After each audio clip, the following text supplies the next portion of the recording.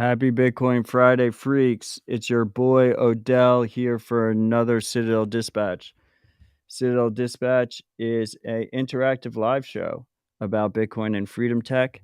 We have no ads, no sponsors. It is only possible thanks to our great listeners who continue to support the podcast, whether that's with sats through Podcasting 2.0. Podcasting 2.0 allows you to just download an app. Big ones are Fountain Podcast, Breeze Wallet, Podverse.fm, EchoLN.com, and others. You download the app, you load it up with sats, you search Citadel Dispatch, you press subscribe, choose how many sats per minute you think this show is worth, and then those sats automatically get streamed directly to my Lightning node. It is extremely cool seeing all the sats come in. You can also support the pod through Podcasting 2.0 through something called Boostergrams. Boostergrams are a single payment that include a comment or message with the payment. I read the top 4 Boostergrams from the last episode every week. It's really great to see your comments and your support. Before I read those boostergrams, you can also support the show by going to citadeldispatch.com/contribute. I have a BTC Pay server there. You can support that using that either via on-chain or Lightning. And I also have my BIP47 payment code there, which you can support via Samurai or Sparrow wallets. And that's attached to the associated paynim Odell. Very easy to remember. I know it's a bear market. You can also support the show by simply sharing it with friends and family. Citadel Dispatch is available on all major platforms, every podcast app, Twitch, Twitter, YouTube, Rumble, Bitcoin TV. You just search Citadel Dispatch, press subscribe. Reviews help as well. Yeah. So thank you for your support, freaks. I really do appreciate it. The show would not be possible without it. I also want to thank the freaks who join us in the live chat. You're able to join the live chat either via YouTube or Twitch or Twitter or via Matrix. We have a Matrix chat that runs 24/7, 365. A lot of great conversation there on and off the show. You can find links to all of these things at citadeldispatch.com. So with all that said, we have a great panel lined up. It's been about a week and a half in the making. We've been trying to get it out there ASAP because it's a very important topic. Ironically enough, in classic Bitcoin fashion, a bunch of things have happened over the last week, as many of you are known. And you guys might forget that that we had 2 major lightning bugs over the last month or so, maybe like last 2 months, with one of them happening last week where we all had to update our LND node. So this topic will be focused on that, plus lightning development going forward and just the current state of lightning development. Before I introduce our guests, I just want to read the boostergrams, the top 4 boostergrams from last week. Once again, thank you, freaks, for your support.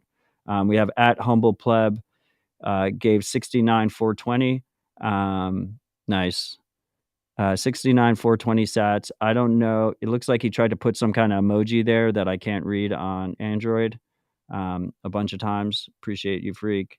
We have Eric99 with 50,000 sats saying, stay humble, stack sats, great advice. We have Chad Farrow with 50,000 sats saying, thanks for all that you do, Matt. And we have 8 Mithrander with 7,778 sats saying,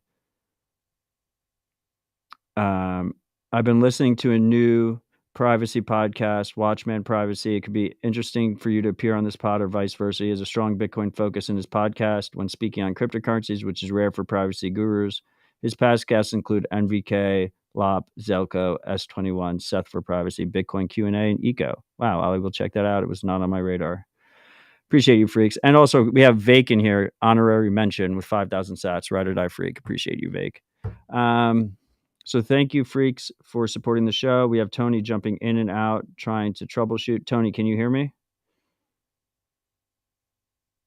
We cannot hear you, Tony. So I'm going to introduce our guests. We have longtime listener and often guest of the podcast, Ben Carmen. How's it going, Ben?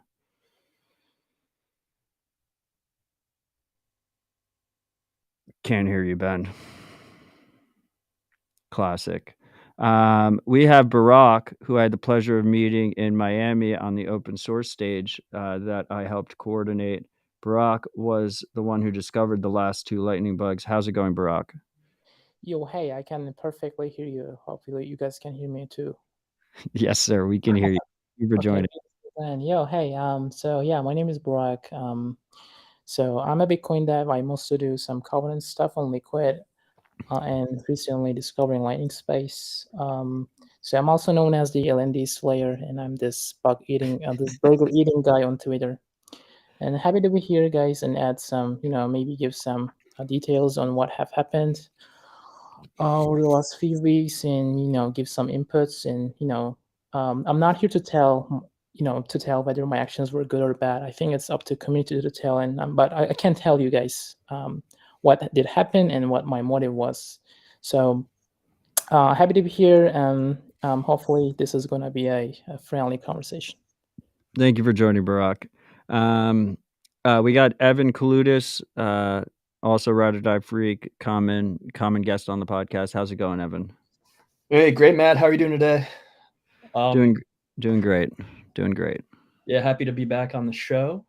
Wish we were talking about a more positive topic, but nonetheless, I think we're going to have some, great, very important discussion today. Well, compared to all the other podcast topics of insolvent exchanges and people losing their life savings, I feel like focusing on Lightning development is a very positive topic. When it's not getting attacked unnecessarily, but we'll get to that soon.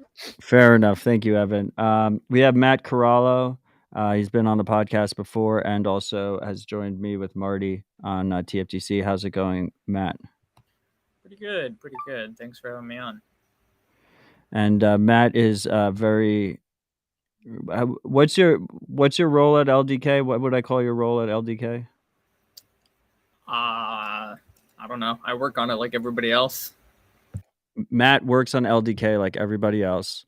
LDK is one of the top Lightning implementations.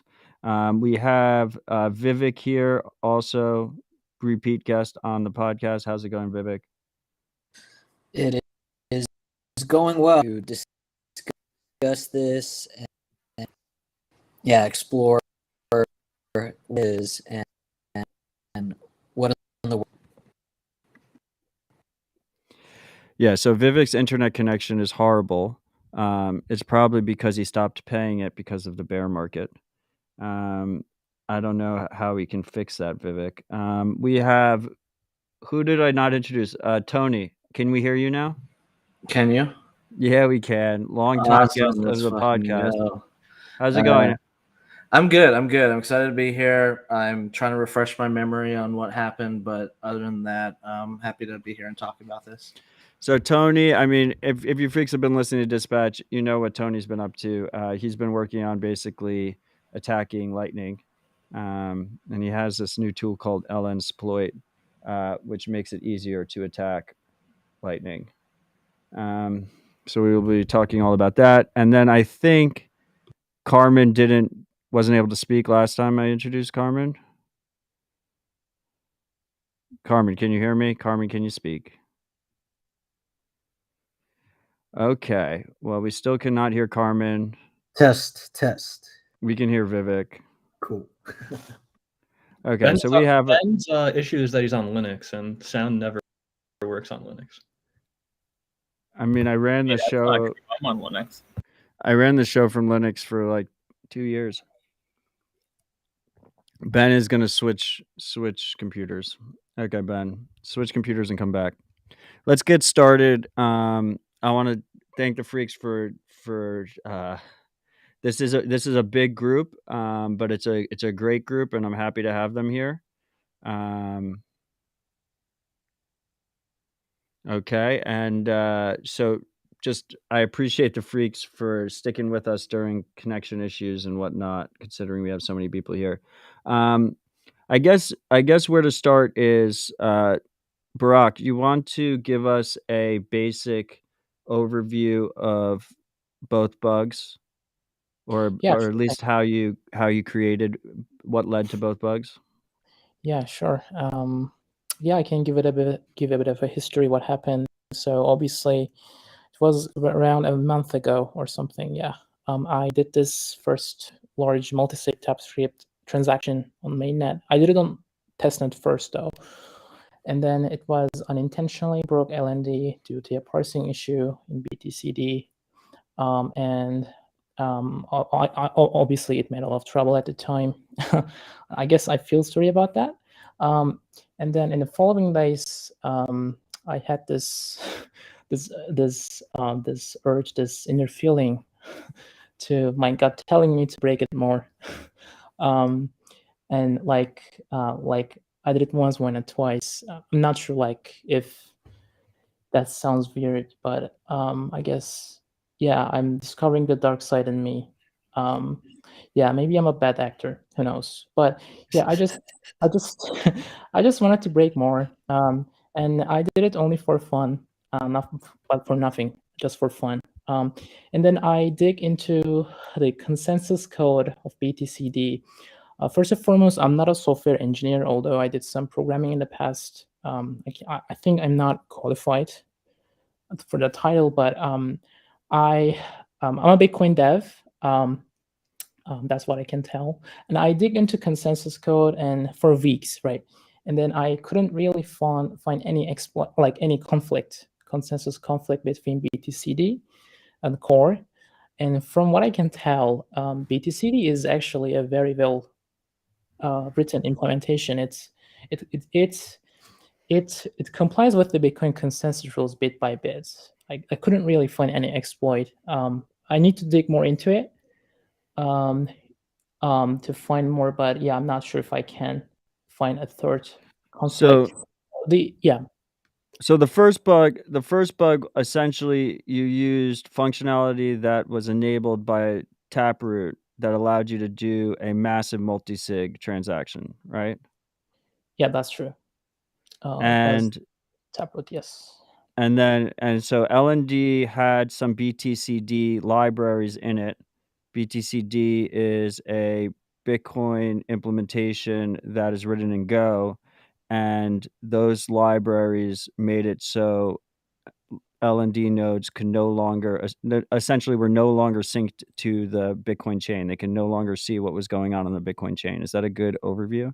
Yeah, that's correct. So layer 2's obviously Lightning is the only layer 2 in my book, and layer 2's inherit the security properties of layer 1, and it depends on it relies, BTC in LND in particular, it relies on the BTCD, which is an alternative implementation of Bitcoin. For the record, I'm not against alternative implementations. In fact, I'm in favor. I think diversity is overall good for Bitcoin, whether it's Lightning implementations or Bitcoin. I think node diversity is good for the long term, although it may be scary for the short term. So yeah, so the first bug was unintentional. It was due to a parsing issue. It had a parsing check from SegWit. SegWit scripts, witness scripts are limited to 10K, 10 kilobytes. 10 kilobytes, and I managed to make I did a large multi-sig transaction which consumed like 1 out of 8 block space or something. Yeah, and yeah, it's couldn't pass this pre-check, and yeah, it's unintentionally broke LND the first time, and the second time I tried to look for a second conflicts, and I couldn't find any in the consensus in the actual interpreter code, the TXScript code. And from what I can tell, yeah, I think BTCD is a good implementation. Then when I couldn't find any conflict, then I go back to the wire code, the TX parsing code, and I realize, okay, there is another conflict in literally the above line, the line above the previous bug line, which was also a Taproot related issue. So in Bitcoin, we have a consensus rule in place that limits number of stake elements in a row of 1,000, right? You cannot exceed that. Although I'm not sure why this limit was 500K. Not sure about that, but we have another rule in Taproot that says, okay, if you encounter an op6sx opcode in script, it's pass the validation regardless. So these rule does do no longer apply. So when I realized, I tried to first create a taproot output funding an ops success X, literally script path.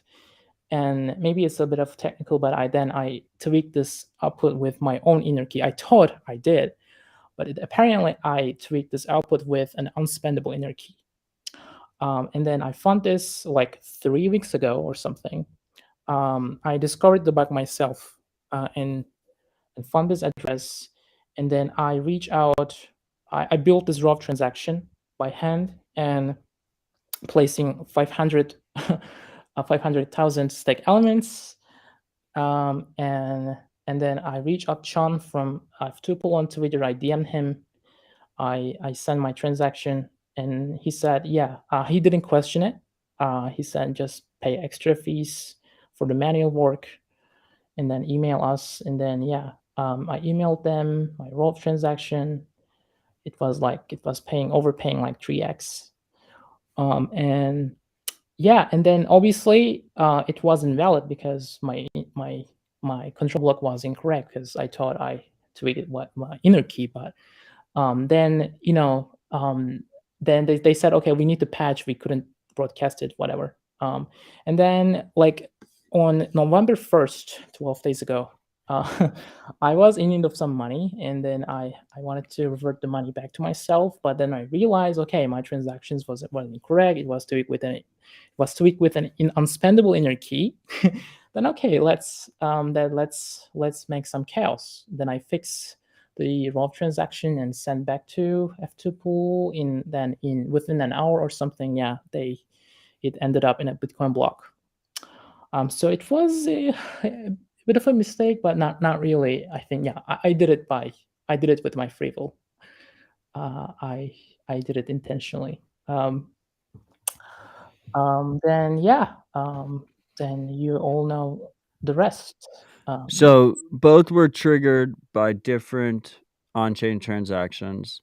Both had the same end result, that L&D nodes fell out of sync. Yeah. Both of the issues stemmed from the use of the BTCD library. It's interesting that you say you're for. One of the interesting things about this situation is, depending on your bias, I've noticed people using it to argue against multiple implementations and for multiple implementations, which is just fun. It's just classic Bitcoin. So we have, well, first of all, Ben, can you communicate with us now? No, he can't. Wow. They're trying to silence him. Okay, well, we'll get back to Ben. We have Tony here. Tony, you want to talk about how someone could have used, if Barack was malicious, you did a guide basically in reg test, which I guess, so unlike Bitcoin testnet, one of the Bitcoin testnets, for how someone could exploit this attack to steal funds. You want to talk about that real quick? Yeah, and props to Ben. He's pretty much the one that wrote all these exploits. So Exploit, I kind of made it. I've been doing these like, lightning abusing projects, I guess, to say, kind of being along the same lines of like a bad actor in a way. But so I decided that it was time to like finally do Exploit and write something that like actually tried to, exploit some of these things that we keep talking about that keep not getting fixed. And it was with the intention of doing it at the Atlanta TabConf. There was was doing a workshop there, but I had, it takes a while to build, some of the things that I've been building on, and I didn't have any exploits in there by the time it was the week of the conference. And then week of the conference comes on Sunday, and this bug breaks LND, and of course, like I was like, Ben texted me. It's like, okay, can we reproduce this and put it into Exploit? And I was like, yeah, let's do it. So we did that, and over the course of that week, I was like, okay, well, how do we actually like exploit this? Like, I got to reproducing. It works on regs test. Of course, you can't reproduce it on mainnet. Like once it's already out there and being fixed, it just takes that one transaction to like break it. But essentially, I broadcast you basically, if you're in the same block as this transaction that like can't be one of Barack's transactions, the node can't process it. And if you're not running LND and with Bitcoin 0MQ, then LND actually doesn't process any blocks after that either. So, which is something I found out by actually reproducing this and figuring out that it wasn't just that block that it wasn't processing. If you didn't run in 0MQ mode, it thought there was a chain split and it wouldn't process any other blocks beyond that. But essentially, I just went ahead and just put it in the same block in my reg test scenario. And I have a whole guide on this. It's you can go to bytesjourney.com. It's one of the top blogs. But essentially, after that, after your channel peer can't process the block with the transaction in that old channel state, it doesn't know how to do the justice transaction. So in Lightning, if someone were to try to cheat your node, this is why nodes have to be pretty much always online or have a watchtower. But there's problems with watchtowers too. But if you're not online and you don't see that transaction, you can't broadcast the justice transaction, which would basically take all of the other person's funds, even if you weren't rightfully owed all of them, you do get all of the cheaters' funds that they have locked up in that channel. So if they're not online, they don't get to see that. And then I demonstrate. It was actually kind of cool too, because I got to demonstrate like how an LND node, there's part of my tutorial walks through like, okay, here's a patched LND node and here's a non-patched LND node. Let's like see what each of them do under this scenario. And the patched one, says, stuff like, oh, your peer is being fishy in the logs, and it's like broadcasting a transaction. But the other one doesn't. It just says, oh, this is a chain reorg, and it's none the wiser. And then eventually you mine enough blocks and you should get you should be able to redeem those funds on chain. But if the other peer patches in time, even if someone did exploit this in the same block as Barack's, all it takes is you updating your LND node in time. Now there's some questions there on like how soon you need to actually update it under all the scenarios. But if you do update in time, you do get to submit that justice transaction. But if you don't, then you're kind of shit out of luck, and there's nothing. Once enough blocks have passed, you don't get those funds back. It may be useful to point out that in order to exploit this bug, you don't have to take that risk of broadcasting a stale state where someone can steal all of your funds. But in fact, you can do it using HTLCs as well. So you can send an HTLC through the target node, through the victim, and then force close. And that victim, if you claim that HTLC on chain, the victim won't learn the pre-image from that HTLC, or at least in this class of bugs in general, the victim won't learn that pre-image from that HTLC. And then after the HTLC times out, you can just take the funds. So that not only allows you to do it, allows you to exploit this class of bugs risk-free, but it also allows you to exploit this class of bugs without, what was the point I was going to make? Without exposing yourself to the justice transaction? I was going to point, and also in a much shorter time horizon.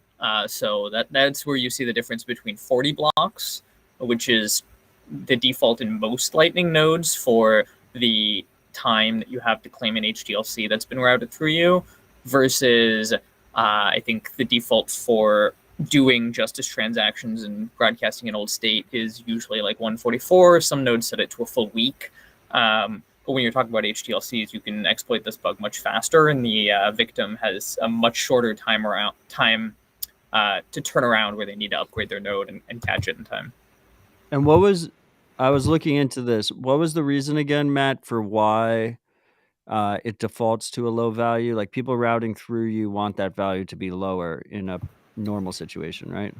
Yeah. So that's basically the stuckness. The like, if you have an HTLC that gets stuck, that's the total number of these. It's normally 40 blocks per hop. So if you send a payment that's 3 hops, then it's 3 times 40, 120 blocks that you have to wait before you're sure that that payment's going to come back and get unstuck.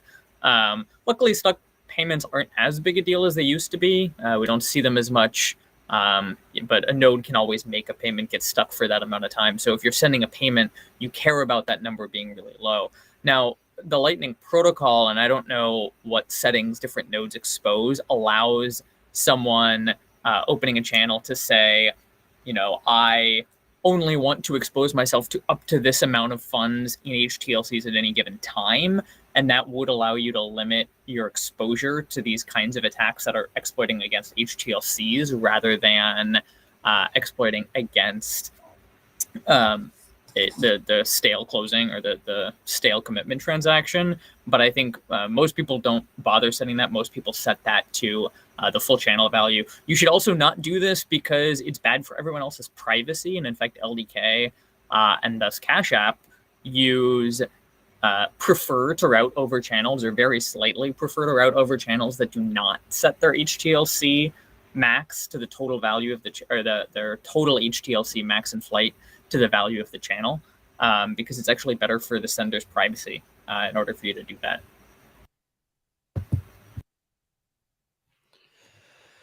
Thanks, Matt. While we have you, LDK was also affected, but only by the second bug, right? For old versions, yeah. So, I mean, this class of issue has bitten a number of various Bitcoin library, deserialization libraries, right? This kind of, when you're deserializing untrusted input, you have to make sure you're not going to over-allocate memory and crash yourself by allocating gigabytes.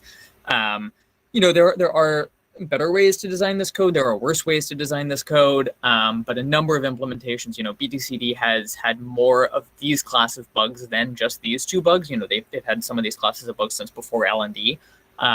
But yeah, so LDK uses Rust Bitcoin under the hood. Rust Bitcoin had a similar bug that we caught internally, so we actually caught it. While one of the developers working on it was reading the code, not when it went to chain, and we fixed it at that time by rewriting a bunch of the deserialization pipeline to just be more robust against this whole class of issues. But old versions did have that issue, and so some users were using old versions of Rust Bitcoin. I don't know that any LDK users were using old versions of Rust Bitcoin, but you saw some people running mempool and running ElectRS were using old versions of Rust Bitcoin, which did get bit by this bug when the second transaction was broadcasted. Right. Yeah, actually, I do have one project that's still on an old version of LDK, and I found that out yesterday when my hidden Lightning Network project, the project that just probes for private channels, I launched it yesterday because Ben had his first successful Vortex channel open, so I wanted to see if I could figure out which output was his that he opened the channel with, because he didn't use sort channel ID aliases. So I launched up that LDK project, and then it's fetching the blocks, and then it crashes. So, but that's an unmaintained, kind of like a throwaway project at this point. But that's that it was kind of funny that came back full circle on that. So Tony, in either situation, an attacker had to essentially be set up as your channel peer before the transaction goes out, correct? Like they have to have a channel with you. Well, I think how Matt kind of described it earlier, I think you can even just route through any node that has the problem, right? With the HTLC. I was a little fuzzy on how you could exploit it under the HTLC path, but Matt, for at least the way I have implemented the exploit, it does require you to have a channel with the peer. Well, you call us Corallo and Odell. Yeah. Corallo, so is that correct? Like you wouldn't, to use the HTLC attack vector, you could just, if you had a channel open with someone, I have a channel open, you could potentially exploit me on that? I don't, a lot depends on exact details of the bug and what does or doesn't happen in the node. I think so in the general class, like I could imagine it going both ways. I don't know the details of LND and how it might have operated in this case. I think for LDK that might have been the case if you were using a really old version of LDK. But in general, that is a possible outcome depending on some of the nuances of how the node is implemented. Got it. Ben, are you here with us now? You hear me now? Yes. Yeah, we can. All right. Do you want to introduce yourself? A half hour late, but I'm Ben the Carman, my company, but do a ton of open source stuff on Exploit and working with LDK a lot lately. Awesome. Well, it's a pleasure to have you, and I'm glad you can finally speak. I guess, Kaludis, what are your thoughts here as the lead maintainer of Zeus, the number one way people interact with their node at home during all of this? So when the second exploit dropped, I was sort of doing like a double take, like on Twitter and in like a few chats that I'm in, including like the Zeus Telegram. And I'm like, well, what is everyone talking about? This is the exploit from like people are still patching this up.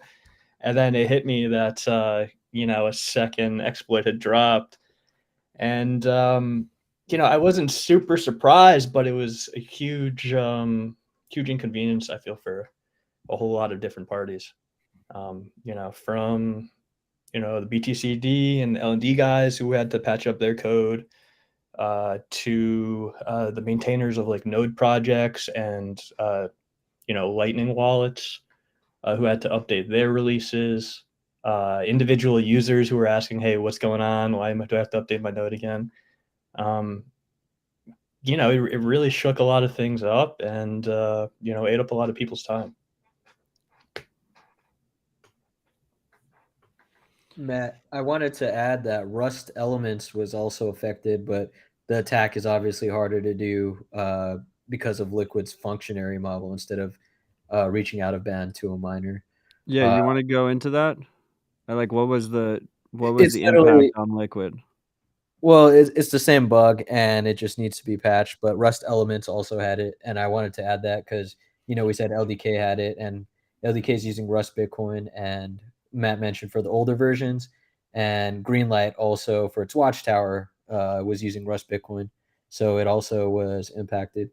But I mean, these are remedied now, and I guess we're good. But just like Evan said, we were also a bit inconvenienced and trying to scramble to figure out what exactly needs to be done.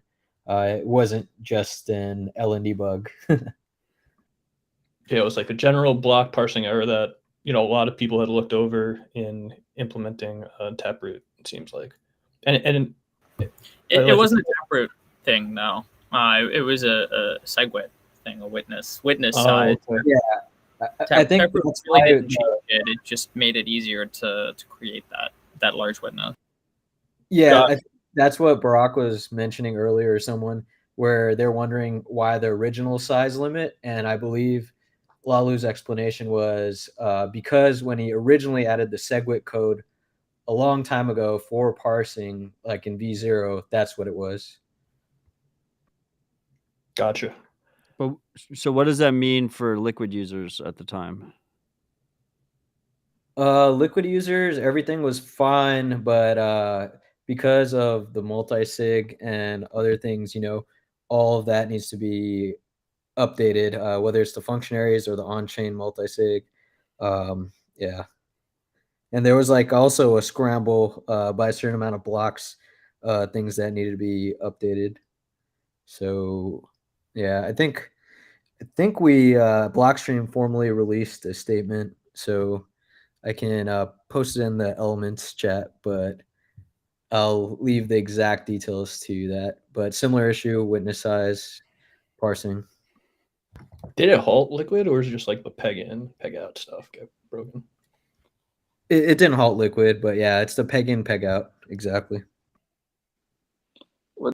So the connection to the chain. Yeah, I saw SideSwap had some issues. I didn't really see any other people complain too much. I think Barack would also know a lot about the impact to Liquid because he's probably the most knowledgeable in Liquid script. Yeah, and his project BitMatrix runs on Liquid, so he kind of Barack, did you bork your own project when you sent out the No, not really. transaction? No, Bitmatrix, Fuji, and other like TDEX they were not affected. I mean, the liquid network functioned well. I think apparently it only affected peg and peg out functionality, and obviously Rust Bitcoin and a few other infrastructure projects in the space. And in fact, I mean, I was only targeting BTCD and LND. I wasn't aware this would cause. I mean, this could have caused any other issues. So we got caught up in go the on. collateral damage. So, Yeah. Do you want to talk about real quickly the tweet you sent out when you sent out that transaction? What was it? In order to find the light, you need to touch the darkness. yeah, that was basically a joke, maybe, but I think it has also a truth in it, right? Obviously, I did it for fun. I guess, yeah, I love making chaos. I guess I crave for chaos, maybe. Yeah, it makes me feel good. I guess that's, good or bad, that was the most meaningful thing I did in my life, regardless of the outcome. But basically, I did it for fun, but I think it also had, it will also have good, consequences, like long-term benefits in the long run, I would say. Bringing into chaos into software, I think, makes everything else more robust in the long run, maybe causing some damage in the short term, but making everything more robust. Grok, did I grok the transaction page right? Like the transaction cost something like $750. Sorry, what was it again? The fee for the transaction to broadcast it. Yeah, I Did you paid it pay myself. $750 out of your own pocket? I did for fun, and I was actually in need of money, as I told, and I was trying to revert that money back to myself, but I think I could. Was an op success anyway. I could have done that, but I realized I couldn't. I mean, I didn't realize that at the time, and then I chose the chaos. I wanted to make chaos. Gotcha. I just think it's funny because most people are receiving money when they're burning their reputation instead of having to spend out of their own pocket. It was a reverse rug pull. I like that. Yeah, I guess so. I would love to possibly kind of get into because I agree, like what doesn't kill you makes you stronger, right? But there's, I'm curious of the balance here between causing chaos and in the end goal, I think we can all agree that, I don't know, code wise, or ecosystem wise, we're better for it probably. But I mean, is there a balance there at all? Like doing stuff like this versus responsible disclosure? Because I don't know where I land on it, but because it does, I think fire drills do make us better.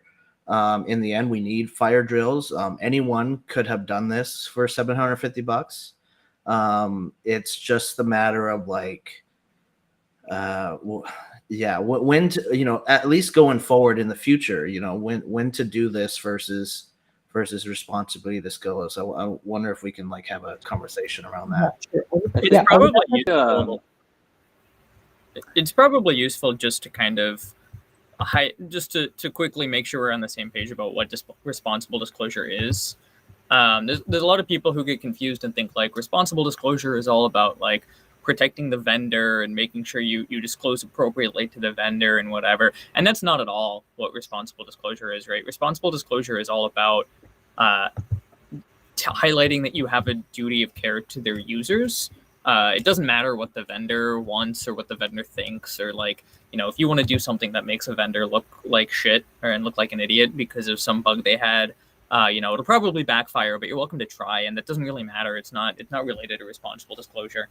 What responsible disclosure is saying look, there's some users out there, they're running this software, for whatever reason they decided to run the software, they decided that it was worth running because maybe there's some risk to running any software, but they decided that they needed to run the software, and that you have to do right by them. So that means, responsible disclosure can mean going public if the vendor refuses to fix an issue.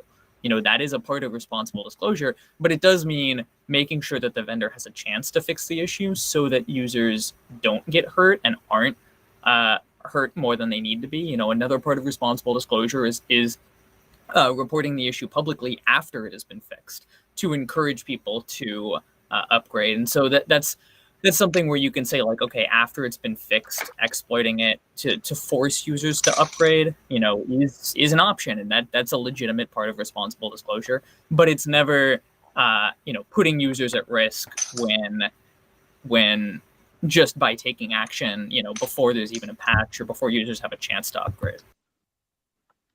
Yeah, I think I agree on that definition, and I would definitely pick responsible disclosure if this was Bitcoin Core. And I would definitely pick, again, this approach if Lightning is in production. I mean, if Lightning is used by a lot of people. I think, like, the way I see Lightning is it's really beta software, and it has like this public capacity of 5,000 or something. Even Liquid has like 3,500 Bitcoin. And I think I don't really take Lightning seriously at this very stage, and I kind of see this as a playground. And I don't think that's fair at all. I mean, there are large companies who use Lightning now and see material transaction volume. I mean, I think I don't know about Cash App, but I know like River disclosed their transaction volume on Lightning, and it's not a joke anymore. It's not trivial.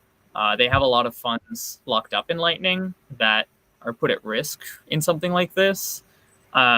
And that's something too where, like, if Lightning were super alpha and everyone was on the same page there, it'd be one thing. But when there's large corporates who have money locked up or are considering deploying Lightning, because they see their peers deploying Lightning, and they're trying to decide whether it makes sense to deploy Lightning right now, you see these kinds of things, and it makes corporates think twice. It really hurts the deployment of Lightning, even if we assume that there's no material funds at risk here. But that's not accurate anymore either, that there is a relatively significant amount of money locked up in Lightning. And especially, I know a lot of individuals who put a lot of money in their Lightning node, who put a large amount of their Bitcoin stack in their Lightning node. And we can agree or disagree about whether that's a great idea. I obviously don't think that's a great idea. I think, I agree too. There is a lot of I think that I don't know. Well, I mean, so I think there is a relatively large amount of Bitcoin, in Lightning. But I think the corporates using Lightning infrastructure, I think they can easily upgrade to a new version, and and the other folks, plebs, can simply use watchtowers to avoid these kind of attacks. And when I attack, right? Sorry, what? There's no watchtower implementation that exists that would have avoided this issue, because the LND watchtower uses the same code, but B, all of the current watchtower implementations don't enforce HTLC forwards, so the watchtowers don't address the issue, even if and doing that would be a very non-private watchtower. You'd give up a lot of your privacy to the watchtower. So there's no code to do HTLC enforcements, even if you wanted to, not in a watchtower.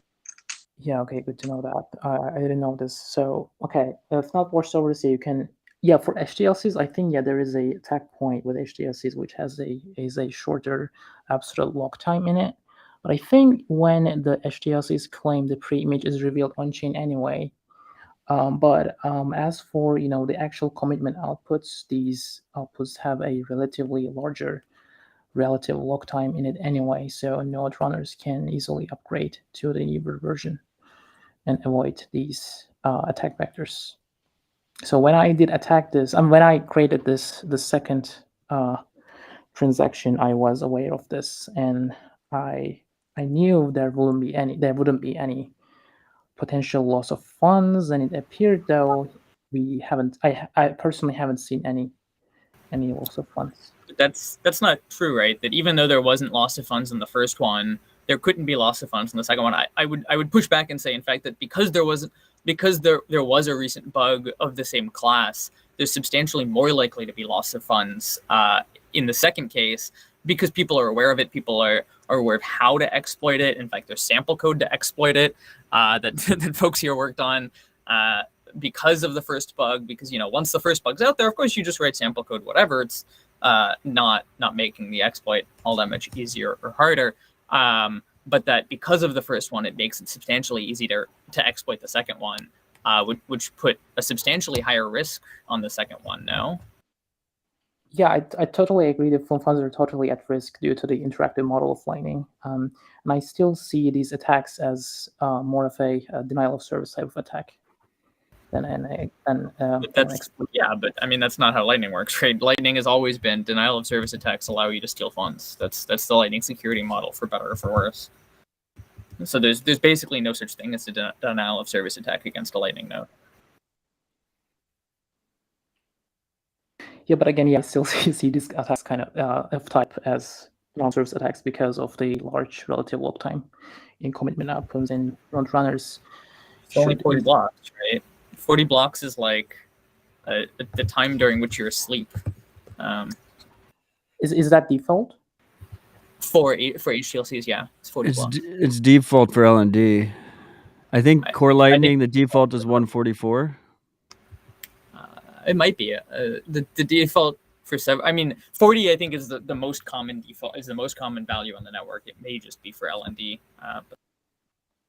But that is for the HTLCs, right? How about commitment outputs? That's true, but the HTLCs are how you would choose to exploit this kind of bug because there's no risk to the attacker. It wouldn't make sense to exploit it via the commitment outputs. But you're right. The commitment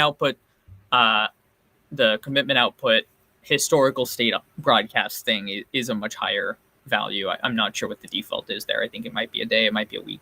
I keep hearing 2 weeks. Is 2 weeks not true for the commitment outputs? I think it's configurable. I thought the most common was a week, but it may be 2 weeks. I don't know. That's totally would be within reason for a value to choose. I've been hearing a week and 2 weeks also, Matt. Both Matt. Which is it? I don't know. Pull up the source yourself. Yeah, I know. Well, I'm just saying, I mean, there's got to be a bright side here on Barak's side, right? That we're actually having this conversation. Yeah, I mean, it's healthy for the community to have a conversation about what responsible disclosure is or isn't, so that people are aware of this kind of thing, and so that we can be more, have the community have a more common understanding of what responsible disclosure means and how it should look, so that hopefully we as a community kind of are all on a similar page. I mean, I certainly through the course of this exercise, it became very clear that the Bitcoin community has very different ideas of both what responsible disclosure are and what people's responsibilities are. And I think having a more common understanding of what responsible disclosure is should get us hopefully to a more common page. So what would you want to see here? Let's say you're Barak and you discover the second exploit. Presumably, you wouldn't do what Barak did. How would you proceed? I mean, I think what you do is certainly the first thing you do is you reach out to the vendor and you make sure you give them a reasonable amount of time to patch it, right? Which vendor? To all the Lightning implementations or just LND? Or if it affects more than one that you're aware of, certainly you let, for security issues, you tell the minimal number of people required in order for the issue to get patched. So you start with LND because that's the only one you're aware of has this problem. And then, to be clear, it's like you would reach out to them privately. You wouldn't just go post like an issue on GitHub, right? Right. Yeah. Which is what Anthony Towns did, right? About 10 days before this happened. Yeah. I mean, I think he also, I think he'd said that he'd screwed up. He didn't realize that this was a major security issue. But yeah, I mean, that's also not the correct. Yeah, he owned up to it. But then, so I think an important part of understanding responsible disclosure is that you coordinate with the vendor about release timeline, right? So if you're the one reporting a bug, you are allowed to say to the vendor, hey, I think this is really critical. I think I should go public with this in 2 weeks. Can you get a patch together and make sure you get that shipped ASAP? And then that's a conversation that you have with the vendor. It's not like the vendor gets to say like, no, this has to stay private, or here's the release timeline, take it or leave it. You know, that's a conversation you have with them. And then I think once the fix is released, at that point it becomes a question of like what you think makes the most sense for users. So really, you know, patching an issue quietly does not get the most people to upgrade. And so, you know, you've seen this. We've had, you know, back when I worked a bunch on Bitcoin Core, we had these kinds of conversations a lot. You know, when you have an issue, do you tell people about it so that people go and upgrade really quickly, or do you not tell people about it because you don't want to give attackers enough information to go exploit the vulnerability? And so it becomes a balancing act. And again, this is where you know, you, the reporter, get to have a conversation with the vendor, and where you, the reporter, get to ultimately decide. And I think it would be, I don't know if I would have decided to do that, but it would have been totally reasonable, or at least totally justified, to go exploit the issue after the patch had been released, or maybe a few days after the patch had been released, so that people had a chance to upgrade on their own, to highlight the issue and to kind of force people to upgrade, quote unquote. But you know, prior to there being a patch, and prior to people having at least a small window of time to upgrade themselves, actually exploiting it just seems like putting users at more risk than is necessary. Well, isn't that kind of just like the sad truth, the sad reality of the situation? Like we talk about, you know, just saying that, like, oh, because there are significant volumes on Lightning now, and there are big companies and corporations looking at Lightning, and things like this overall hurt the perception of Lightning. I mean, but isn't the perception of Lightning just wrong currently? Like, we live in this happy little Lightning world that, like, all of our payments are fast and easy. We can do zero conf atomic swaps. We can do all this other fancy shit. But like, Lightning's pretty broken. I mean, Matt, your talk, Crawler, your talk at Atlanta was like a really good talk, and it just kind of highlighted that Lightning is kind of broken in its current state. Yeah, and I mean, Tony, to add to you as well, like, this is literally a valid transaction on chain, right? I think that's the way certain people are framing it. So if your L2 is affected by it, they feel like, in essence, it was your fault. Bitcoin Core thought this was valid, and I think that's where some people are drawing the line. Yeah, totally. I mean, like, if you're it was LND's bug, it was Rust Lightning's bug. It's not like the foundational issue was that there was a bug. The foundational issue was not that it was exploited.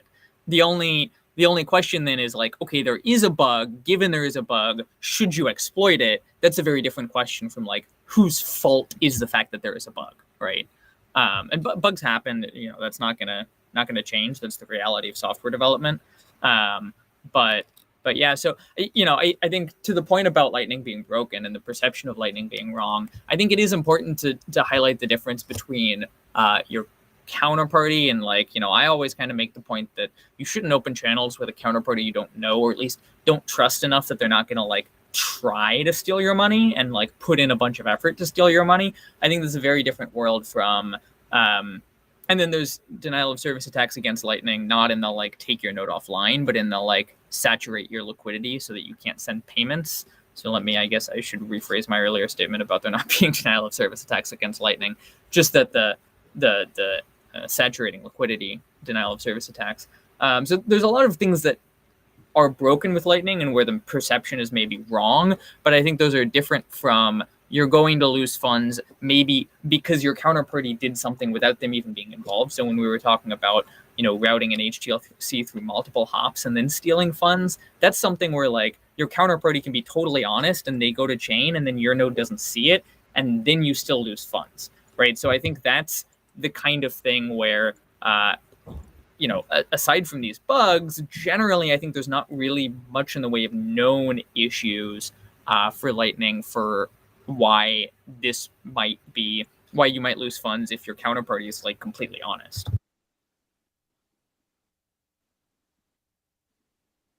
And regarding previous bugs, Matt, it's not our first bug on Lightning, right? There's one in 2019, and then Antoine Riard and Gleb also found a dust one last year that I guess they responsibly disclosed. Like, do you remember how that process was? And maybe we can like touch on that. Yeah, that was across the whole. That was basically on every Lightning node. Yep. So they reached out to everyone. They emailed, I guess all of the. I don't know who all was on the email list, but basically all the maintainers or the kind of lead maintainer or two of all the Lightning implementations, and kind of described the issue. They described basically the issue was that because Lightning has some concept dust outputs, if an output is dust, if an HTLC, the value of the HTLC is dust below some threshold, then it just gets burned to fees. So a counterparty could send a bunch of HTLCs that were just barely below this threshold, and in fact, they can even do things to increase this threshold that nodes will currently accept. And then if they do that, then they can burn a lot of your money to fees. And I guess if they're a miner, they get free money then because they burn the money to fees, and then they get to claim the fees because they're a miner. So they reached out to all the Lightning implementations. All the Lightning implementations added a bunch of code to patch it and then ship that code. And then I think after everyone had shipped or some period of time afterwards, they disclosed it publicly, and Antoine wrote up a change to the bolts to kind of describe this issue and note that implementers of the bolt spec need to do something to ameliorate this issue. Unlike the kind of on-chain stuff that we've been talking about, there's no way to go like exploit the issue to force people to upgrade. There's nothing like that. We can only like write code and tell people that this issue exists and you should upgrade. And then like if you were to exploit this issue, you have to actually go steal funds. You couldn't just like cause the issue and then get node stuff. And then there was the other bug where none of the Lightning implementations were actually checking the chain for commitment transactions, right? For funding, I believe. And that was for funding, yeah, for the funding transaction had the right script and the right value. Actually, that's a lie. We were. So before LDK was LDK, Rust Lightning existed, and it was a joke. It was like a tiny project, and no one used it, and it wasn't even ready for production. But we were checking it, so I'm proud of it. But yeah, I mean that was another case where you couldn't do something to actively force everyone to upgrade. You could only actually go steal funds, which obviously has a very different moral question. So it seems at the heart of all these attacks is a security assumption that your peer ideally will not be a Lightning node peer as well as a miner. I know there's a lot of stuff being kind of shuffled around with the mempool in Bitcoin Core right now. People happy or unhappy about the RBF policies.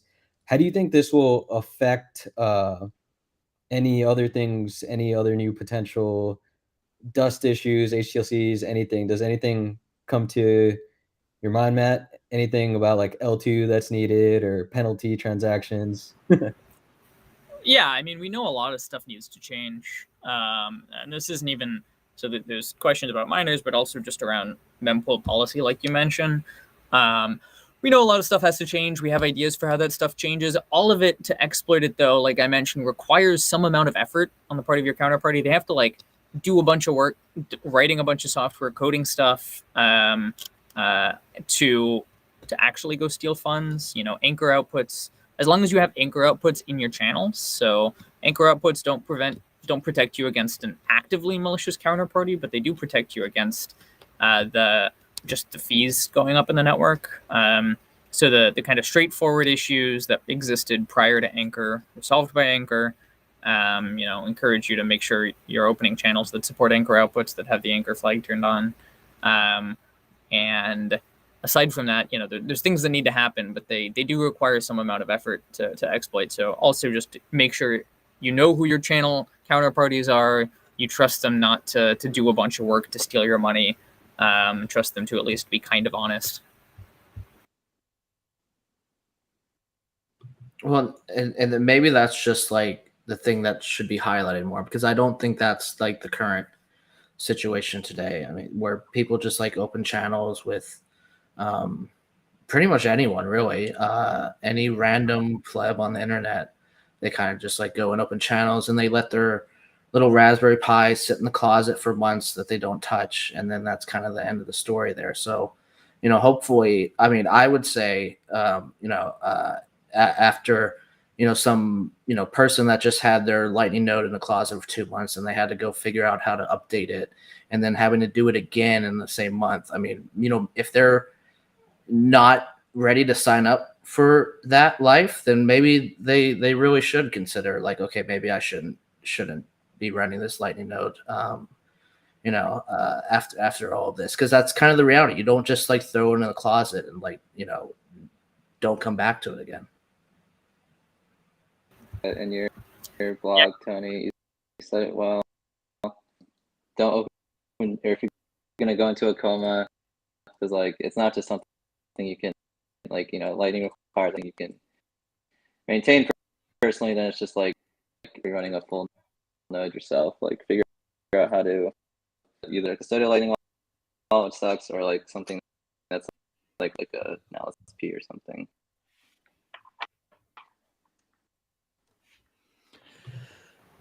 Yeah, and that's also another question about how do developers communicate the safety of the products they build. That's something I struggle with a lot. I don't know. There's no easy answer, but how do, and this is a very, very broad question too, right? And maybe this is something worth discussing, but if you're writing software, you're writing a wallet, how do you communicate to users what the relative risks of all these different attacks are, especially when you don't know for sure? You have some idea of how to exploit it, but will it work in practice or not? It's a whole other question. And then, how do you evaluate this, and how do you communicate it to users? I mean, this is another thing. I think I always say that the only thing in the entire kind of quote unquote cryptocurrency space that's in competition with Bitcoin is stablecoins in practice, because people do want to, the only thing that works, that does payments, is stablecoins, and people use stablecoins for payments. And so how do you, if you're writing a wallet that supports Bitcoin and stablecoins, how do you communicate to users that this stablecoin exposes you to risk of, Tether going under and stealing all the funds? It exposes you to risk of the blockchain it's on, and it's Tron, and it might just randomly implode. And it also exposes you to the risk of just US dollar and sanctions. And maybe the US government decides to this stablecoin's not enforcing sanctions, and suddenly all the money is taken. Or you can use Bitcoin, and the risk here is the volatility. How do you communicate that to users in a way that they understand that intuitively, and then make a decision that makes sense based on that communication? Or do you just say here's stablecoins and here's Bitcoin, use what you want, and then users just assume that the stablecoin is going to keep working and has no risk associated with it? I think that's too many options. They can only do swipe.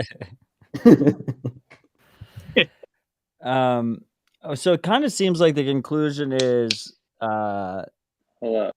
that at least sovereign Lightning usage is not in the cards, or it should be dissuaded from end users right now. Or at least make sure you know who your channel counterparty is. Yeah, I mean, that almost feels like I don't know who my channel counterparties are. Well, you started your node at a different time. You were one of the earlier nodes, and it was quote unquote reckless, have fun. You're just trying to test the technology.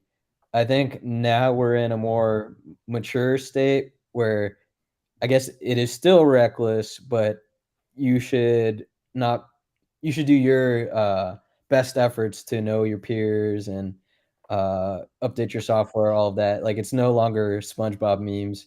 You have Tony and Brock out here now.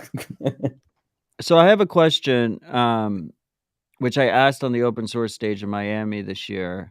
So in my Bitcoin experience, one of the things that I learned early on is that unlike traditional proprietary software that people are comfortable with or used to, I guess, we intentionally do not have auto updates on Bitcoin Core because it's an attack vector. If you just update blindly, then you might update a malicious update. You might update an attack.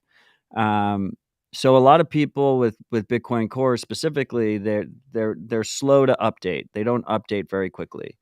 On the Lightning side, there seems like, I know it's still early days in Lightning, but it seems like there's been many times where like the community has been like pushed to update ASAP. There's something critical, you have to update ASAP. Now, enthusiasts, like hardcore Bitcoiners that are not necessarily, fluent in code or whatnot, but they live and breathe Bitcoin, are running their Lightning nodes on Umbrel and Raspberry Blitz and Start9 and Nodl.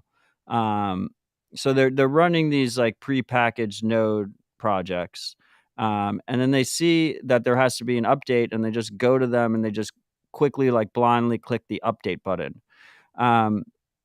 Is there? I'm curious if anyone here supports the idea of an opt-in ability to auto update, because they're practically doing it anyway. Like, what is the negative of giving them the option to auto update instead of like, being away from their node, not being able to update for 2 weeks, even if they're just going to blindly press the update button anyway?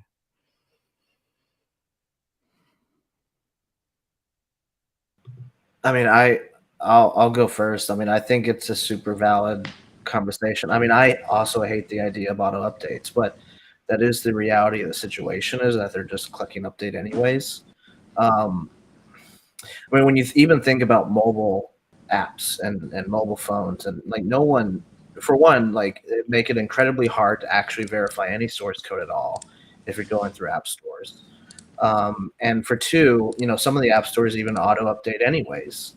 So like there's nothing they really do there either. So and most people's Lightning nodes are probably mobile phone apps anyway. So I think it's a valid talking point. I don't know if I would go as far to say like there should be an auto update option in apps like Umbrel, but I think it's definitely a valid conversation to have. I'm curious what other people think on that. So I would say that's fine, Matt, but I would then also insist a contingency that there's an atomic rollback feature. I'm a big fan of Nix Bitcoin and Nix OS for this reason, and I believe Bitcoin Core uses Geeks also for reproducible and deterministic builds. So as long as there's a rollback option after that auto update, they can immediately go back if there's something wrong. They can rush to unupdate instead Correct. of rush to update. Correct. So the rollbacks are hard too, though, because you might have like updated your state, like your local database might have gotten upgraded or something, and then like you're gonna try to roll back, and then it's not gonna be able to read the new stuff. That's actually something that LDK supports. That's maybe a little unique, but it's a lot of effort to support, and I wouldn't necessarily say that all developers should support it. One other point, I would also highlight that Bitcoin Core is very different in the requirements here, because there's not only a cost to you personally. If you like auto update and the software is now malicious and steals your keys, that's one thing. But there's also issue with if you auto update and there's a consensus rule change and all the nodes auto update, suddenly someone can, for example, like BSV pushed an update today to be able to steal arbitrary coins so that Craig can go just steal your coins if he doesn't like you. Suddenly you could do something like that if there were like a real auto update mechanism. So there's additional social costs in Bitcoin Core for that kind of thing that maybe don't apply in Lightning or in kind of other wallet software cases.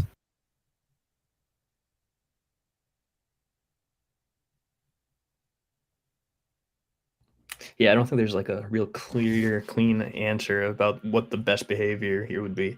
Obviously, any opportunity you have to let the user verify that they're running like a specific version, like a deterministic build, is always welcome, but much easier said than done. Like an iOS app, like you can't do that at all, right? And Bitcoin wallets, like only a handful are deterministically reproducible on Android. But I think there might be value in some of these node platforms giving users the ability to manually upgrade to certain releases, perhaps before, like a maintainer can like bundle it back up again. I think that's a feature that my node has that I think is pretty underrated. Like you could just pop in a version number and it'll fetch and try to build it and install it on your machine. But depending on these architectures, it's might not be so easy for a lot of these projects to transition to that.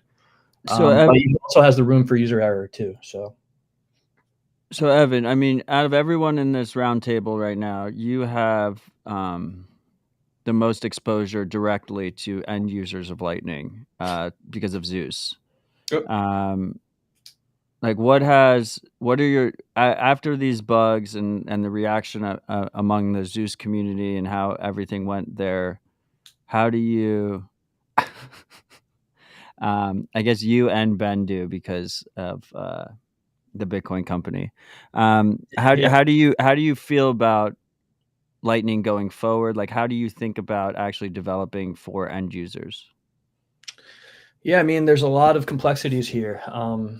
We're definitely seeing a lot of users that are frustrated by a lot of different things. Like, first and foremost, this year Tor has been really awful and providing a really bad user experience for people who want to sovereignly run their own node at home, to sets when they're out in meet space, right? Something like these LND exploits are sort of exacerbating a lot of the frustrations these users have. While some users may be technical enough to put together their own node and run something like Umbrella, they might not be following or have the understanding to see what's going on with these exploits and the real nuance of what's happening. And that's unfortunate because the alternative is, these users putting more trust in other third parties or, running, just a pre-built version of like a Lightning wallet on their phone that they might not verify. A lot of users might just be falling back on LSPs as their only peers now. There's a lot of complexity whether that's a good or a bad thing. But I think ultimately what we're seeing from exploits like this, we have people that are less willing to run Lightning and are dissuaded from using it at all. And I think that's ultimately a bad thing because we have a network that's less distributed where, these big intermediaries are, playing even bigger roles than we'd like them to.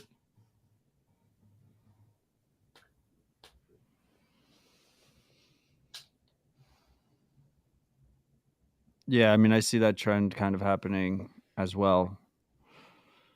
I just wonder how that can really be avoided.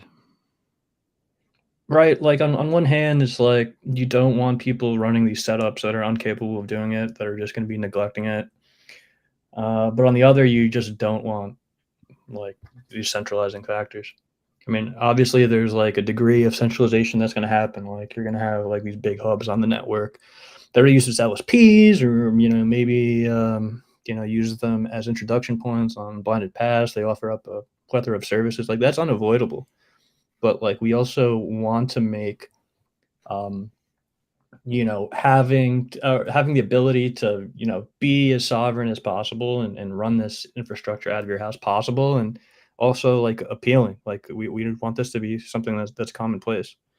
And, it's happening in a lot of ways. Like something like Umbrella is a consumer facing product. It's not just corporations that are running this thing, and, a lot of users in some nation states like El Salvador are dependent on Lightning to live every day, right?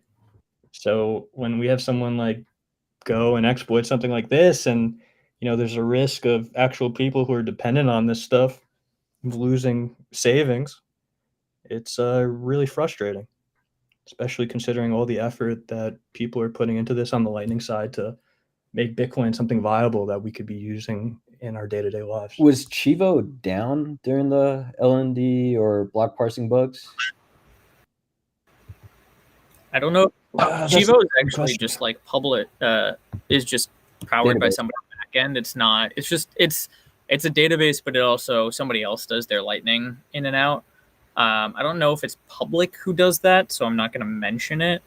But I know that I think they announced it. do that. It's River.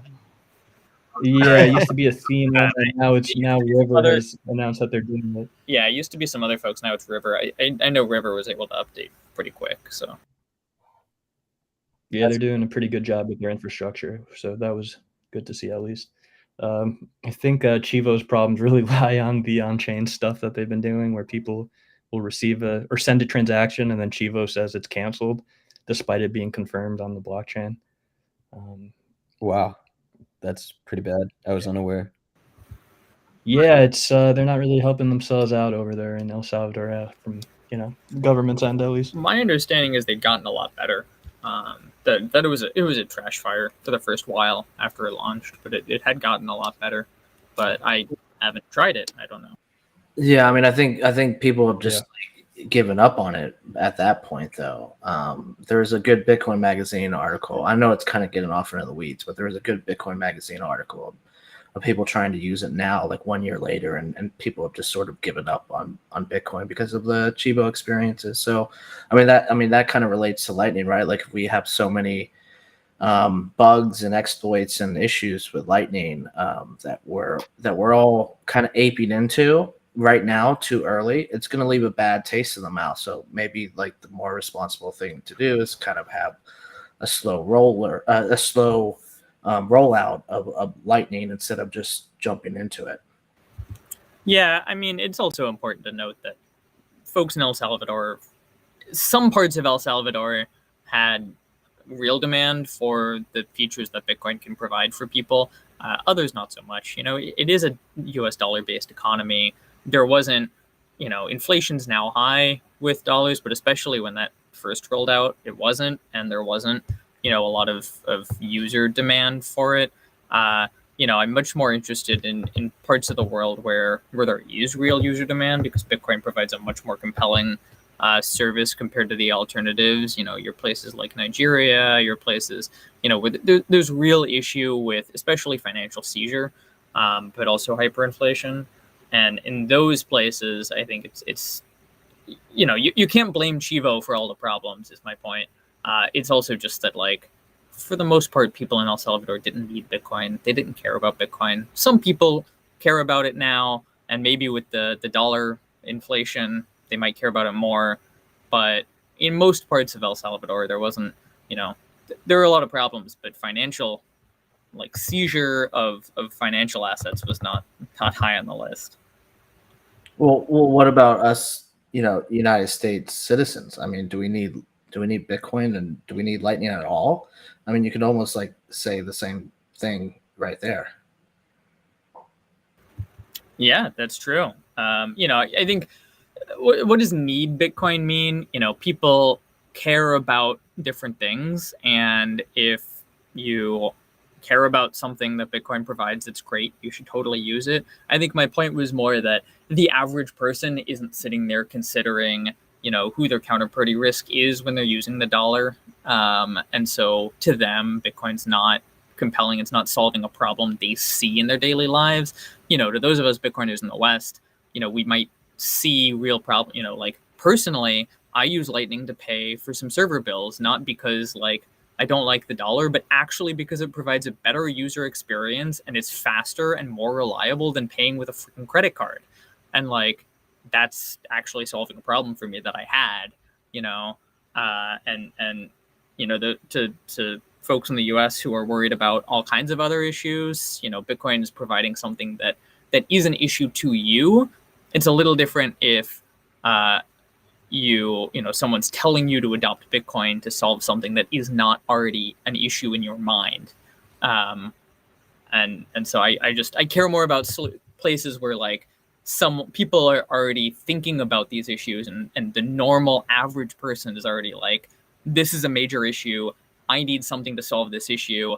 Oh, Bitcoin is a solution to this issue, rather than this isn't a problem for me. Why are you telling me to use Bitcoin? And then maybe a handful of people are like, oh yeah, this is something I was thinking about and concerned about.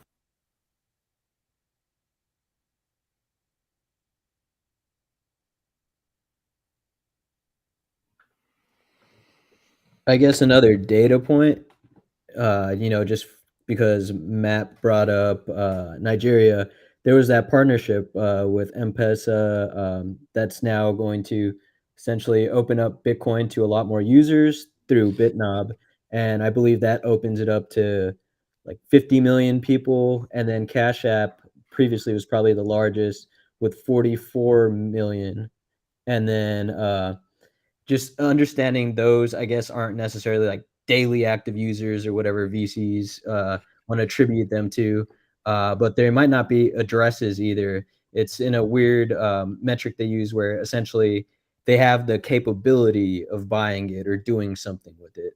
And that says something, right? Like, I know it's like for them or they need it, but someone wants to build a service for that market.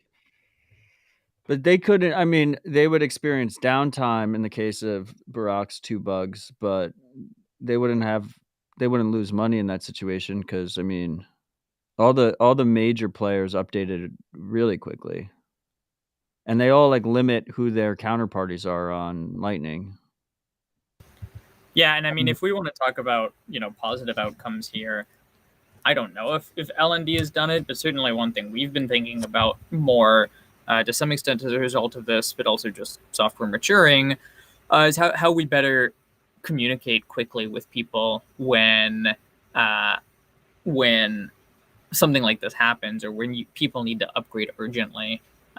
There's not, to my knowledge, I don't know if LND has like a mailing list you can subscribe to or what, but like, how do you make sure engineers at Cash App and at Kraken and at River get paged when something like this happen and are told to move to a computer quickly, right? Versus just like, well, you got to be following us on Twitter and make sure you see it, which isn't really a sustainable outcome. And some companies have engineers who follow Bitcoin Twitter personalities, but others don't, and they shouldn't necessarily need to in order to discover issues that they need to patch quickly. Yeah, I think that's a fair point. I mean, I'm not on Twitter myself, and if that's the only way to hear about these things, then they do have a very extensive email list that they send out every other month to get feedback from people, but haven't heard anything from that about security patches. So Tony, I mean, you're not on Twitter. How did you find out about the bug? I get people on Twitter to tell me things. Ben Carm is always telling me about LND bugs, so he's my source. And then I'm Ben's source, and shout out to Richard Saffer, who's DevOps at Zebedee. He's the one who filed the original issue for the first block parsing bug on LND. So it's all personal connections, and if you don't know enough Bitcoiners, you're going to get your money stolen because you're not going to know to upgrade. So you won't discover it as fast as you might have otherwise, but I'm sure if you hung out in the LND Slack, you were fine. So there's two different, when we're talking about bugs like this, there's basically 2 different classes of users. There's like the almost like institutionalized user or the corporate user. And then there is that end user. The end user, like the sovereign node runner, like we have obviously some issues there in communication. But on like the corporate side, is there something to be said about like what BottlePay was? I think Youst released it. I think he called it multiplexer, where essentially you're running multiple nodes of different implementations. Like Core Lightning didn't go down here. Is there a strong argument that the corporate users should essentially just be running multiple Lightning implementations at the same time? So I don't think Youst multiplexer supports running multiple LND nodes. So I don't think that it helps here. I know some corporates have built their own solutions for running multiple nodes, or at least have talked to me about it. I don't know that they've actually built it fully or rolled it out. I think that's a valid point to make sure you don't have downtime, but it doesn't protect you from funds loss. And in fact, it makes your funds loss exposure worse, right? Because then if any implementation has a bug, you can lose some money. At the very least, we desperately need like multi-node implementation watchtowers. Like, and I don't think we talked about it here yet, or maybe we hinted at it, but LND nodes can only talk to LND watchtowers currently.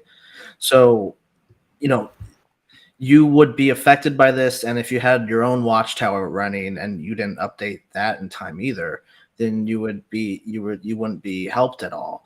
Sure, if you outsourced your watchtower to like a responsible node runner that is like servicing a bunch of users, you could probably expect that they're at least doing a good service, a good service of running watchtowers, even if they are on the same node implementation. But we desperately need multi-node watchtowers at the very least. Because these bugs broke the watchtowers as well.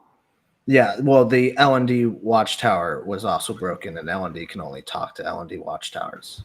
Yeah, so there's 2 points here. There is actually a third-party watchtower. Guy Sergio, who Spiral has funded for several years, has one. I believe it currently only supports Core Lightning because Core Lightning is the only node implementation that has enough hooks for it to support. I'm kind of embarrassed that LDK doesn't, but LND certainly doesn't.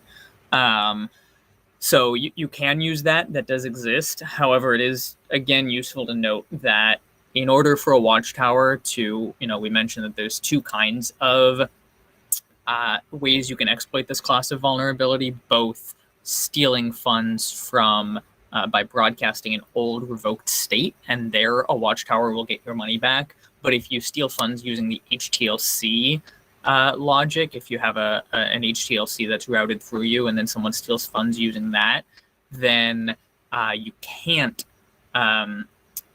use a watchtower currently. And in order to use a watchtower, watchtowers would have to expose a lot of you'd have to expose a lot of information about your channels to that watchtower. Losing, one of the pitch of watchtowers today is that they're private, that they don't learn about your payment history, about your all the details of your node, and you would have to actually expose all that information to a watchtower to enforce HTLC claims correctly. So it would require a bit of a change to the watchtower model. Currently, I don't think anyone's working on that.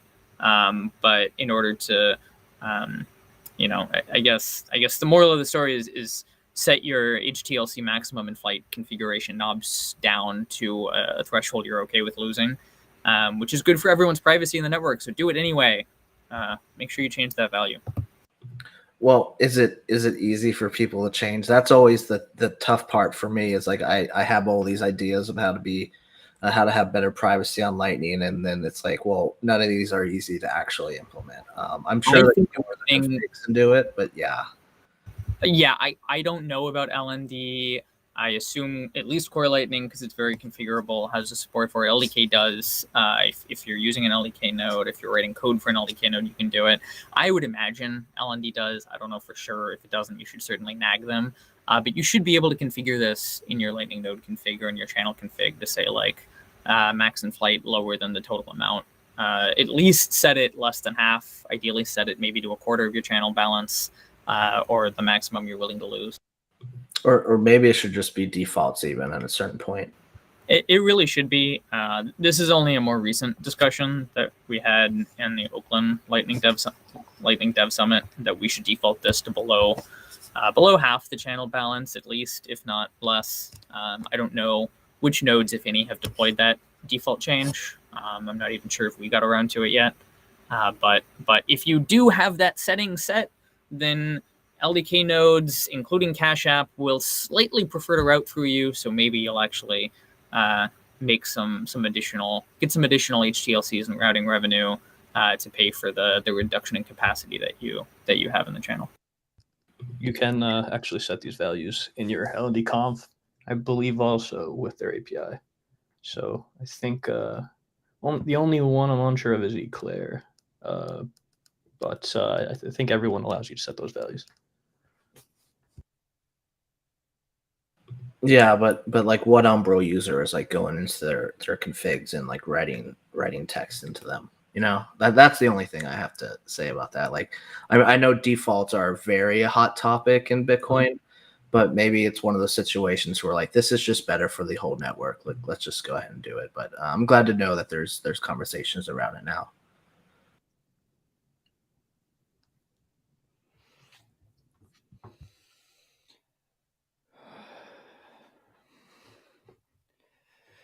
Yeah, I mean, from that perspective, I still feel like I Corrado, I'm kind of curious, so you think just unequivocally the way Barack proceeded with just executing these bugs by issuing a transaction was not the way of doing it. There was no benefit of doing it in that way rather than going through normal channels. Yeah, I don't think there's any reason to exploit something like this unless it's already been patched, unless people have had at least a little bit of a chance to upgrade. You can debate, I think, what the time period after a release with a patch, at what point it makes sense to exploit something like this after that patch has been shipped. But I don't know what that number is, and I think it's definitely not negative. It's definitely not before a patch has been made available or at least made public that it makes sense to do this kind of exploit. Every exploit is unique. Every vulnerability, every bug is unique in terms of what the specific outcomes are, what the specific ways it can be exploited, ways you can potentially mitigate, all that kind of good stuff.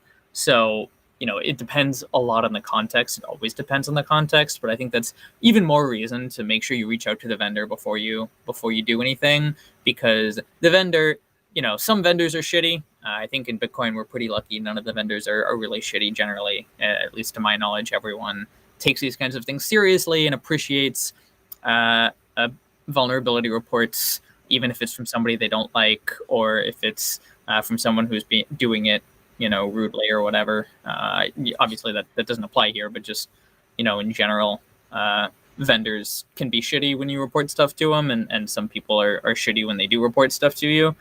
But I think everyone's pretty chill in the Bitcoin world about this kind of thing. So it always makes sense to reach out to the vendor first, get their take, make sure you're on the same page in terms of how this can be exploited, what the consequences of it, what you can do to prevent exploits taking off, and then take action. I don't think it ever makes sense to take action before you've at least reached out to the vendor initially and flagged it to them. So, I mean, from my perspective, it kind of felt like in Lightning development world, or just like in Lightning network land in general, it kind of felt like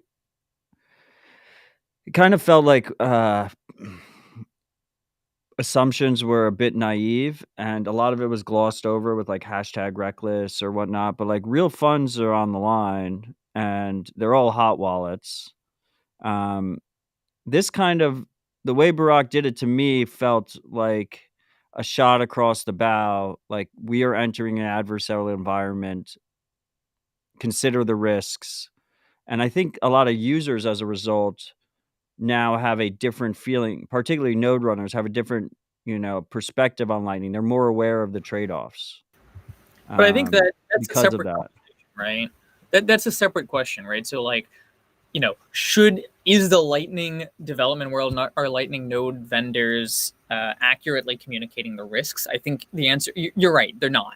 And that needs to change. And that's something that's frustrated me in a few contexts across the Lightning space. And so, I think Lightning node vendors generally need to do a better job at that. Totally. It's a separate question as to whether or not to exploit something before there's a patch. And then, if your goal is to have a similar outcome of making sure it's clear that that users see this and feel urgency to upgrade, generating a similar feeling, you could say, exploit it 8 hours after the patch is released or something. Make sure people have a chance to upgrade, even the people who were asleep at the time the patch was released, whatever, and then do it. I don't think I don't know that I would decide to exploit it that quickly, but you could make an argument for that, and that becomes more of a value judgment that we'd have to debate. And I don't think there's a correct answer. There's never a correct answer, or so. But doing it beforehand, I think, is a little different. And certainly, another part of something that's not a part of responsible disclosure is how it gets communicated, right? So The vendors always want to choose how something gets communicated, but that's ultimately not just their choice. That's also the reporter's choice, right? So if the reporter is like, I think this is a huge deal and you're not doing a good job of communicating it, the reporter is totally free to go on Twitter and say like, vendor's moron, screw this vendor, they're not telling you the real story, and this is a huge deal, and you need to upgrade ASAP, and like your funds are at risk, and look, here's why. That's totally legitimate. That's not, how an issue gets communicated is not a part of responsible disclosure. Your duty is to the users to make sure you minimize the risk that users lose funds, but there's a lot that goes into that, and there's no correct answer. Again, everything's unique. But I think I think it's pretty clear that exploiting this before there's a patch does not minimize user risk. I think it's pretty clear that there are many different ways to go about this that might get similar responses in every way that would have minimized the risk a little more by just waiting to exploit it until after there was a patch. What about the scenario? So there were multiple vendors here that had the issue, right? Now, of course, Brock was honing in on a specific one, but there was a lot more that we found out. How, from the vendor approach, what would have been like a reasonable thing to do? Because I could be wrong, but I think I remember years back, Bitcoin Core had this scenario where there was a responsible disclosure of the Bitcoin Core from some shitcoin Bitcoin sidechain thing. And Bitcoin Core fixed it and then released it, but the other chains were vulnerable to it. Now you could argue, well, fuck those shitcoins or whatever, but when there's an issue that could be affecting everyone, but only one party knows about it, is that a problem at all? Yeah, who do you owe a duty of care to is a huge question that has no answer. You're right. There were a lot of discussions around that bug, around, do Bitcoin Core developers have a duty of care to every random fork of Bitcoin Core building any random coin? I personally think they don't. That's just my view. I think Bitcoin Core developers have a duty of care to Bitcoin users, and not a legal duty of care, mind you, but a moral duty of care. And not to anyone else. And that, insofar as you can do anything to avoid other people getting screwed, you should, but certainly you don't have a duty of care where it might negatively impact Bitcoin users. And that includes, if you tell with any vulnerability, one thing that you have to maximize, you have to make sure you don't tell any more people than need to know. Right, that kind of information should always be need to know, because any additional people you tell, they might tell their friend and their friend might exploit it, or they might have it up on their screen at a conference and somebody might read it and exploit it, or what have you. And especially when you're talking about other coins, that can be a very adversarial relationship. So I do know, when it was disclosed by Bitcoin Core, or maybe kind of an hour before or something like that, once it was clear that Bitcoin was a little safer, and then when it was going to go public anyway, a number of people were notified, kind of immediately prior, or maybe an hour before, to make sure they had at least a little bit of a chance to catch up and fix their own stuff. I don't recall whether any other coins were. I think maybe like Bcash was or something, or like one coin or two where there was like, at least a little bit larger market cap, at least a little bit larger user base. And some of the developers had a history of being reasonable, even if their community maybe wasn't, their developers were.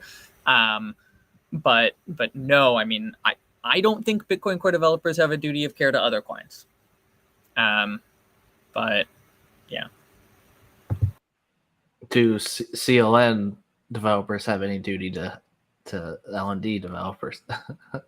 I actually was just about to bring that up. Matt brought up communications of disclosures. Brock, why did you choose to write what you did in the op return? You still here, Brock?